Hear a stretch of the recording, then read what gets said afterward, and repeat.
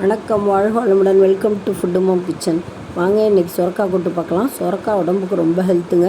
Diet இருக்கிறவங்கலாம் சுரக்காய் daily சாப்பிட்டா சுகர் கூட குறைஞ்சி போய்டுன்றாங்க. உடம்புக்கு ரொம்ப நல்லது. நீர் காய்கறியில் சுரக்காய் ரொம்ப ஹெல்த்தியான ஒரு ஃபுட்டு. நம்ம இது மாதிரி குட்டி குட்டியாக கட் பண்ணிவிட்டு, வெங்காயம் ஒரு தக்காளி கட் பண்ணிவிட்டு, பாசிப்பருப்பு ஒரு சின்ன டம்ளர் பாசிப்பருப்பு நல்லா வாஷ் பண்ணிவிட்டு குக்கரில் போட்டு நம்ம இந்த காய், வெங்காயம், தக்காளி எல்லாமே ஒன்றா போட்டுடலாம்.